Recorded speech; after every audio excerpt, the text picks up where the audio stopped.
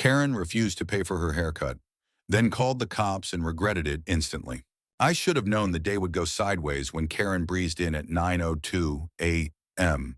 without an appointment, demanding her usual chair, usual shampoo, and usual trim. My name's Carmen Alvarez.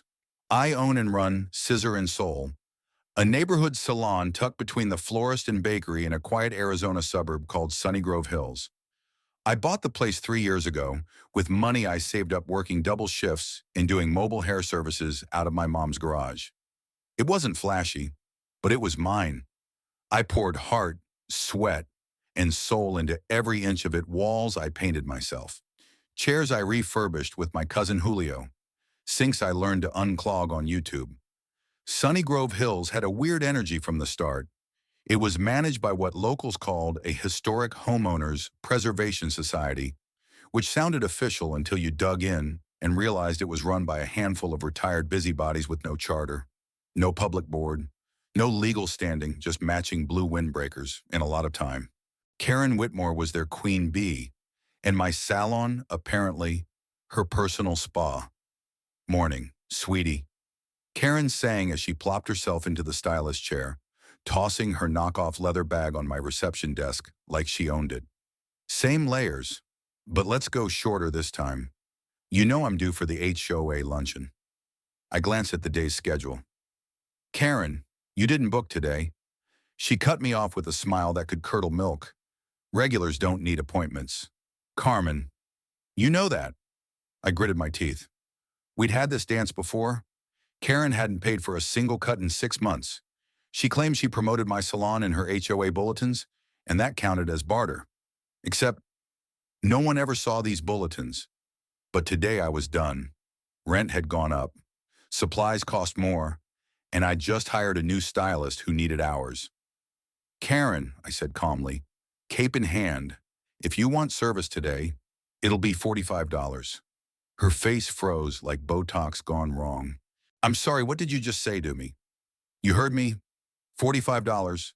Everyone pays, even regulars. She stood up so fast the chair spun. You're charging me. I practically put you on the map. No, I said. I did, with work, not favors. You want the cut, you pay. Her eyes flared. She fumbled with her phone, dialing. Then I'm reporting you to the HOA board for discrimination and price gouging. Expect a notice. There is no board. Karen, I snapped. Just you and your friends playing dress up. She hit dial. We'll see about that. And just like that, she called the police. By the time Officer Delaney stepped through my salon door, I already knew Karen had twisted the story. He was polite, local, probably mid-40s, with that practiced, small-town cop smile that says, I don't want trouble, but I'm trained for it. His boots squeaked on the freshly mopped tile.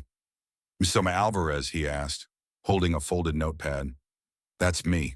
I wiped my hands on my apron. Let me guess Karen called you.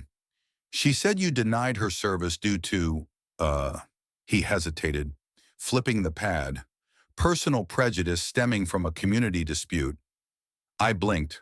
What she also said, you verbally threatened her, refused to honor a community agreement, and raised prices on her specifically.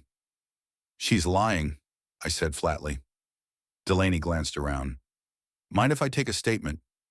He sat on the guest bench while I explained everything how Karen had never paid, how there was no formal HOA authority in this district, how she just printed self-made warning letters and handed out fake citations to people who left their bins out or didn't trim their hedges to community standard. Delaney sighed and rubbed his temple. You're not the first to say this about her. I raised an eyebrow. But she's persistent and loud. And she's made enough noise that now we've got council complaints asking why businesses aren't complying with HOA guidelines. I crossed my arms. Because it's not a real HOA. Delaney stood. I'll file this as a civil matter. No charges, no escalation. But I'd keep an eye out. Something tells me Karen's not done. He was right. The next morning, I opened the salon to find an envelope duct taped to my front window. Thick paper, sealed with red wax dramatic. like a Game of Thrones letter opener. It read, "Violation Notice, Sunny Grove Historic Neighborhood. Preservation Authority Business. Scissor and Soul has violated Article 4, Section 6 regarding mandatory community reciprocity agreements. Failure to comply within 48 hours will result in penalty review and potential removal from the service vendor list. No signature, no seal, just Community Enforcement Officer, K. Whitmore."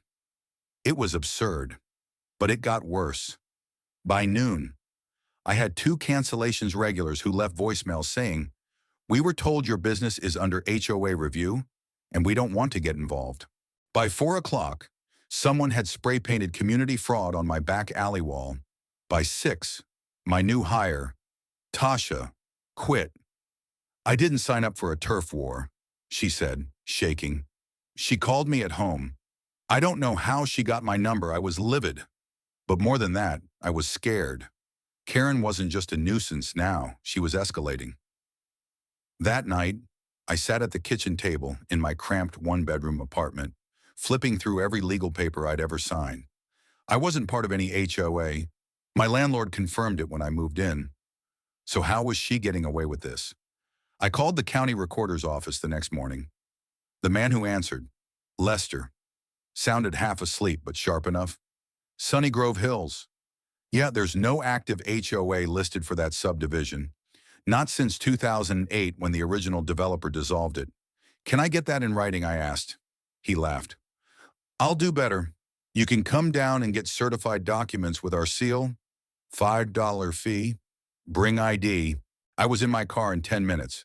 That afternoon, I walked into my salon with an envelope of receipts, printouts, and stamped records. I framed the dissolution certificate and hung it right above the register. Then I made 10 copies of the county letter and taped them to the salon window, the alley, the front mailbox, and even slid one into Karen's mailbox. But that was just step 1.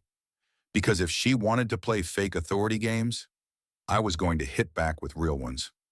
3 days after I posted the county documents, a silver Honda Civic rolled into the salon lot and parked in my reserved space. Out stepped a woman in heels too high for daytime, black slacks pressed to perfection, and a tablet clutched tight to her chest. She pushed open the glass door like she was entering a courtroom. "Ms. Alvarez," I glanced up from sweeping. "Yes, I'm Nia Ellis, State Licensing Board. We received an anonymous complaint regarding your sanitation practices, possible license issues, and discrimination against elderly clientele." "Karen, again." I blinked. "You've got to be kidding me." "I'm afraid not," Nia said, though her voice was more curious than accusatory. "Mind if I take a look?" I showed her everything: my license, my certifications, my sanitation log. She checked every drawer, every shampoo bottle, every floor tile like she was on CSI. When she finished, she asked the question I'd been waiting for. "Do you know someone named Karen Whitmore?" I nearly laughed. "I could write you a novel." Nia set her tablet down. "You might want to. We've had 6 separate complaints across the county, all filed under the authority of a group called the Sunny Grove Historic Neighborhood Preservation Authority." My stomach twisted. Wait, 6, not just me. She nodded. A landscaper had his trailer towed. A yoga studio got a cease and desist. A dog groomer had their water shut off.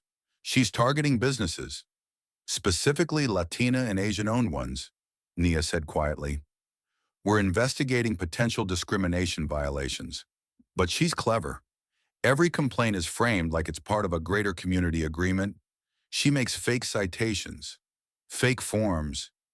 Nia leaned in. "We need proof." I opened my phone and scrolled to the video. 2 weeks ago, I'd recorded Karen bragging to a customer that she ran the whole community. I had screenshots of her emails. I had the fake violation notice she left on my window. "I can give you everything," I said. That night, Nia emailed me back. "We're escalating to the state attorney general. Do not engage her directly. We'll handle the rest." But Karen wasn't backing off.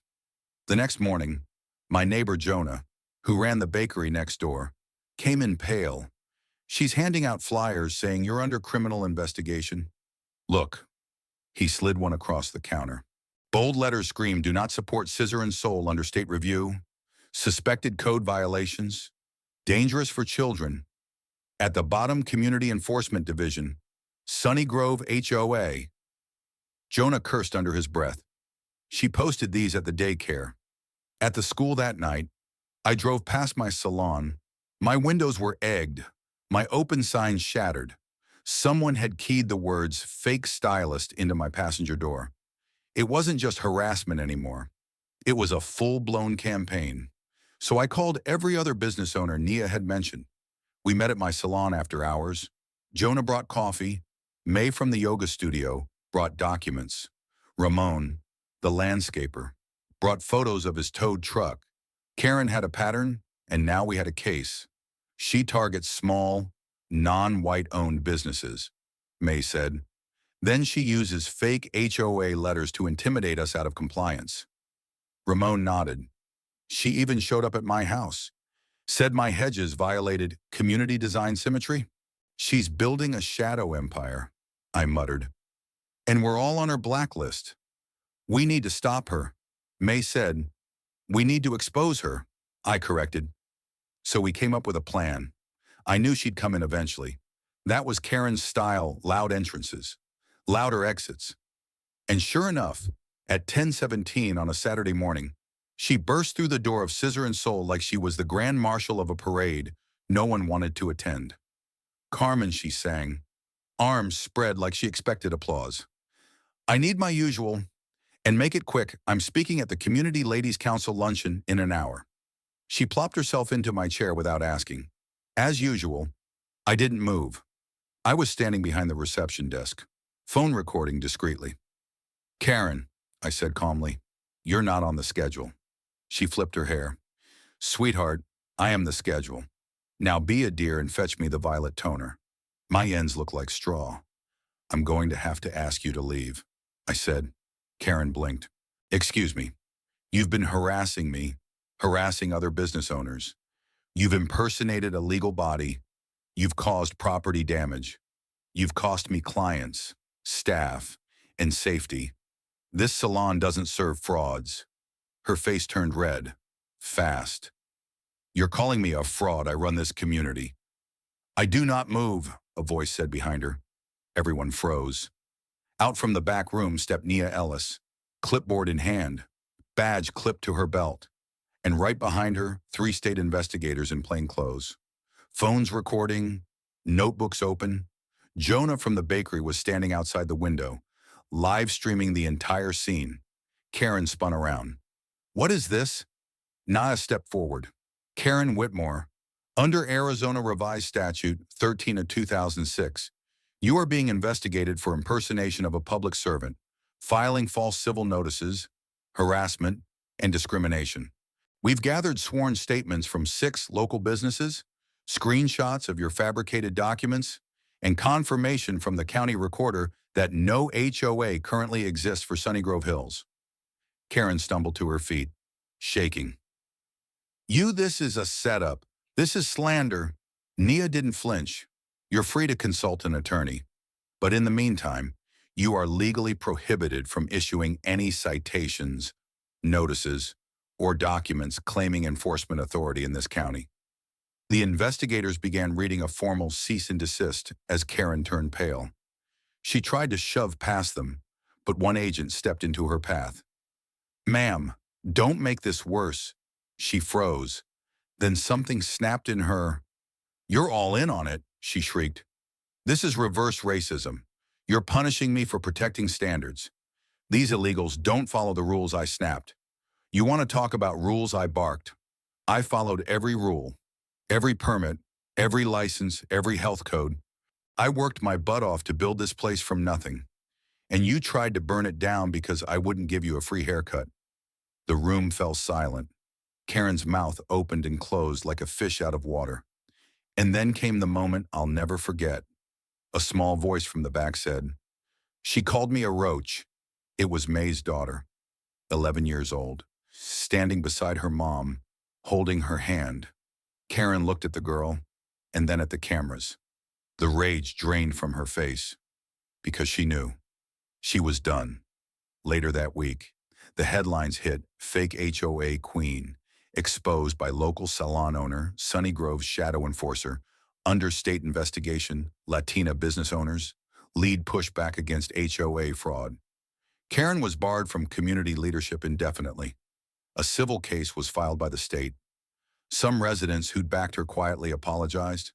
Others just disappeared. But that wasn't the end, because it wasn't just about Karen. It was about all the invisible lines people like her drew.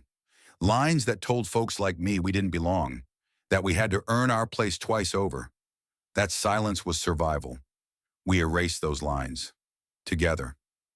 The next few weeks passed like a dream that left ashes when you woke. Karen disappeared from public life almost overnight. Her Sunny Grove Historic Neighborhood Preservation Authority was officially listed as a non-entity by the county. Her flyers stopped, her warning letters dried up, and the knockoffs of legal notices vanished with her. But the damage had already been done. Jonah's Bakery had lost 2 longtime clients who believed the lies. May's yoga studio had canceled classes for a week. Ramon was still fighting the towing company that had acted on one of Karen's fake complaints. And me? My front window was still cracked. Tasha, my assistant, never came back. Business was slow. Even the people who had supported me were now hesitant. That's what people like Karen count on. Not just the lie, but the fear it leaves behind. So we did something radical. We told the truth. Loudly. We made flyers, not fear-mongering ones like hers, but honest ones. Fake HOA exposed. Real community rebuilds. Support local, not lies. Stand with truth, not titles. We printed them in English and Spanish and posted them on poles, at schools, on storefronts, and even tucked them in mailboxes. We hosted a community healing day on the sidewalk outside the salon. Ramon brought his food truck. May taught yoga in the park. Jonah handed out free loaves of cinnamon bread. I gave free haircuts to kids whose parents had lost jobs. The crowd grew, and so did the support. A week later, a local journalist from Channel 8 did a segment called How One Woman's Haircut Sparked a County Investigation. They interviewed me right there in my salon chair. I told them everything, from the first unpaid haircut to the last shattered window. I didn't sugarcoat it. I told the truth, messy, honest, and painful. They aired the clip during prime time, and that changed everything. Within 24 hours, I had 2 voicemail boxes full of support. People brought flowers, old clients returned, new ones booked. A retired judge sent me a letter thanking me for restoring constitutional sanity to Sunny Grove. Even the mayor showed up one day, asking if we'd like to be part of the city's new community equity partnership. But the best moment came quietly. One rainy Wednesday afternoon, when I was cleaning the reception desk, the bell jingled, and I looked up to see a familiar little girl standing at the door with a woman in scrubs, her mother. "You gave her the haircut for free," the mother said softly. "Even when we couldn't afford it last summer, you didn't ask for anything." I smiled.